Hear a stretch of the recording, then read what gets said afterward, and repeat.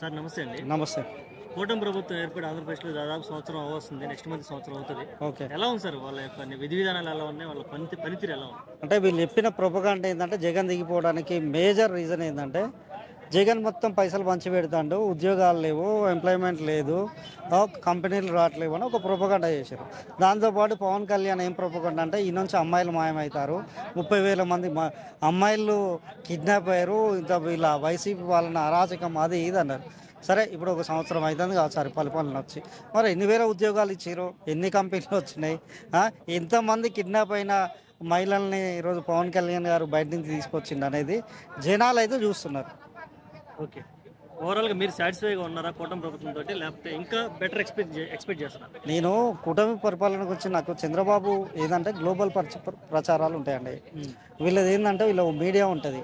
ఇప్పుడు ఒకటే సింపుల్ అండి, కొడాలి నానికి సంబంధించినటువంటి నియోజకవర్గంలో గతంలో క్యాసినోనో ఏదో పెట్టి చేసిరు, దాని పేరు దాల్చిన క్యాసినో పెట్టిరు అని మొత్తం వ్యభిచారం చేసినట్టు చేసిరు. కానీ వీళ్ళు వచ్చిన తర్వాత కోడి పందాలు, దానికి కార్పొరేట్ పార్కింగు, తొక్క తోలు పెట్టి అన్నీ చేసిరు వీళ్ళు. వాళ్ళకంటే అరాచకాలు సృష్టించారు. అయినా వీళ్ళ మీడియాలో ఏం రాస్తాయంటే సంక్రాంతి సంబరాలు, 4,000 కోట్లు చేతులు మారినాయి, పైసలు సర్క్యులేట్ అయినాయి, జనాలు హ్యాపీగా ఉన్నారు, ఏమో గిట్లుంటుంది పరిపాలన. అంటే వాళ్ళు చేస్తే వ్యభిచారం, వీళ్ళు చేస్తే సంసారం అన్నట్టున్నది పరిపాలన. ఓకే. పవన్ కళ్యాణ్ గారి పనితీరుకి ఎలా ఉంది?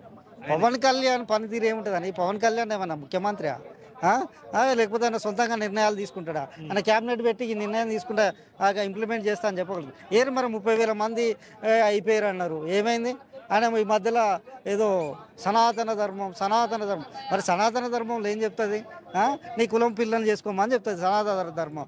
నువ్వు ఎవరిని పెళ్లి చేసుకున్నావు అంటే విదేశీయులు చేసుకున్నావు, క్రైస్తవురాలను చేసుకున్నావు, నా పిల్లలు క్రైస్తవులు అంటారు. నువ్వు సనాతన ధర్మంలో ఉంటే నీ పిల్లలు క్రైస్తవులు అవుతారంటే నువ్వు సనాతన ధర్మాన్ని నువ్వు ఇంప్లిమెంట్ చేసినట్టు ఎట్లయితుంది? ఒక రాంగ్ వేలో లేకపోతే బీజేపీ ట్రాప్లో పడ్డట్టయితే పవన్ కళ్యాణ్ క్లియర్గా అర్థమవుతుంది.